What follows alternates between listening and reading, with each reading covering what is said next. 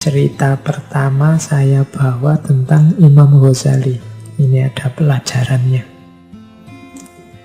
Jadi satu ketika ada orang bermimpi bertemu Imam Ghazali.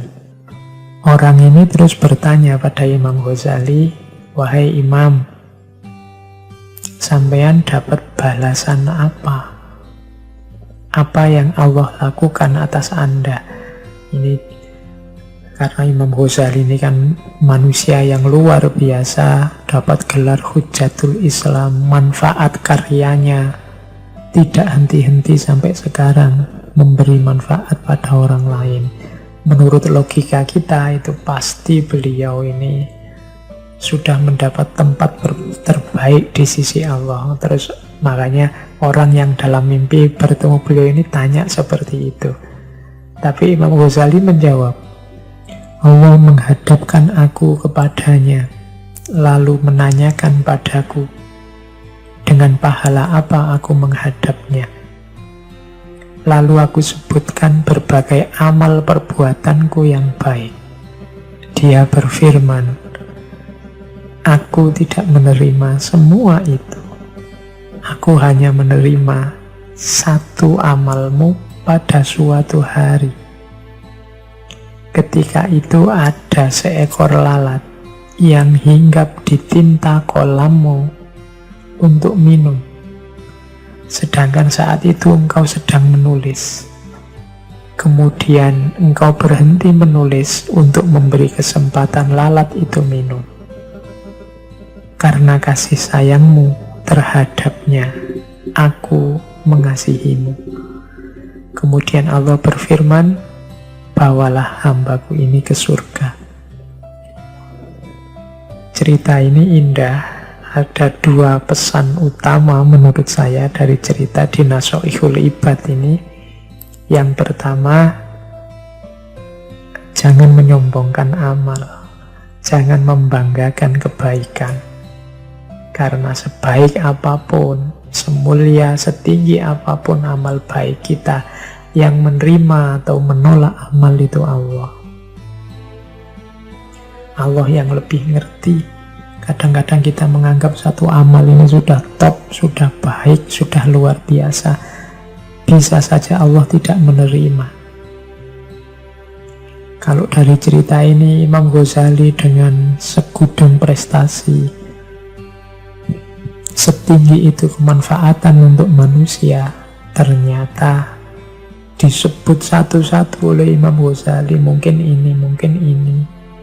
Allah malah berfirman, tidak ada satupun yang aku terima. Mungkin dengan bahasa yang lain, aku tidak tersentuh terhadap satupun amal yang engkau sebut. Tapi ketika ada seekor lalat hinggap di tinta, saat itu engkau sedang asik menulis, kemudian engkau hentikan aktivitasmu menunggu agar lalat ini sampai kenyang dan pergi, baru engkau melanjutkan nulis. Nah, ini Allah menganggap karena kasih sayangmu itu, aku pun mengasihimu.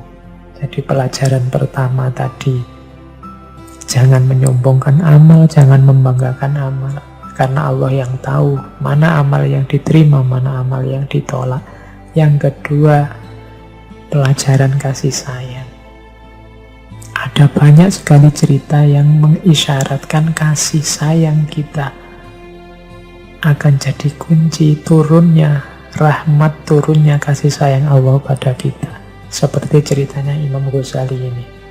Di Nashoihul Ibad juga ada kisah yang mirip seperti ini, yaitu kisahnya Imam Asyibli.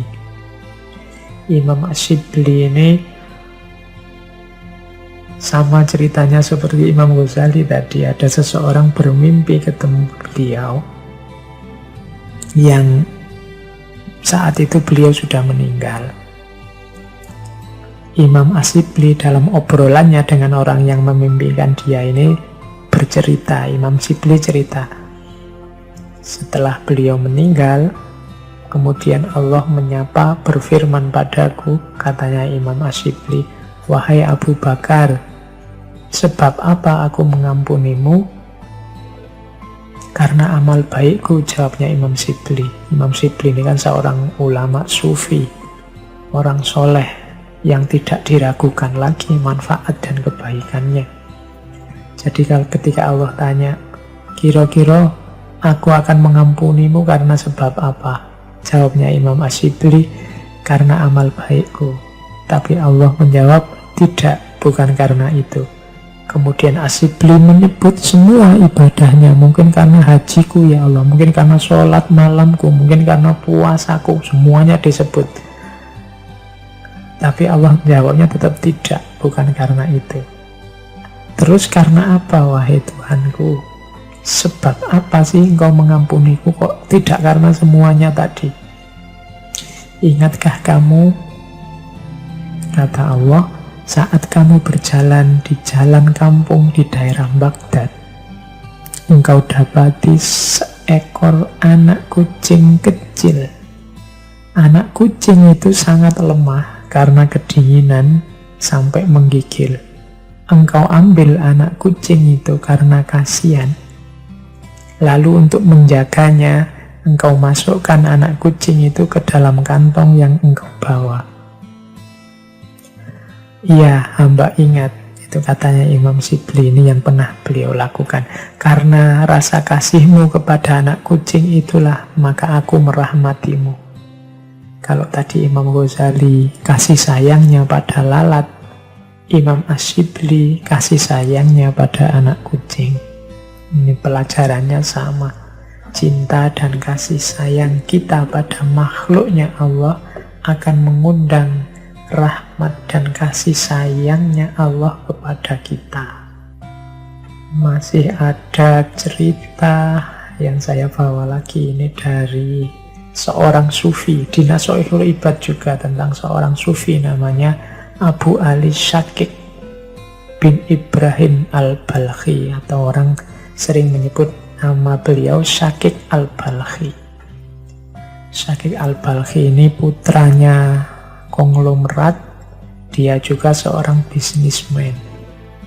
Tapi suatu ketika beliau ini melihat seorang budak di zaman paceklik.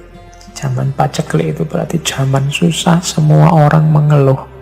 Tapi dia melihat seorang budak yang gembira, tidak ada sedih-sedihnya. Sedang krisis, sedang resesi ekonomi, semua orang gelisah galau.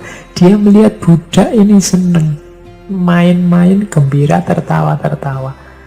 Nah, Shakik ini yang juga sedang galau karena dia bisnisnya juga terancam, terus tanya pada budak ini, kenapa engkau bisa tampak semangat gembira? Tidakkah engkau melihat keadaan orang-orang di musim paceklik seperti ini? Ini kan paceklik, kamu kok masih bisa tertawa-tertawa? Ini kan resesi, semua orang sumpek.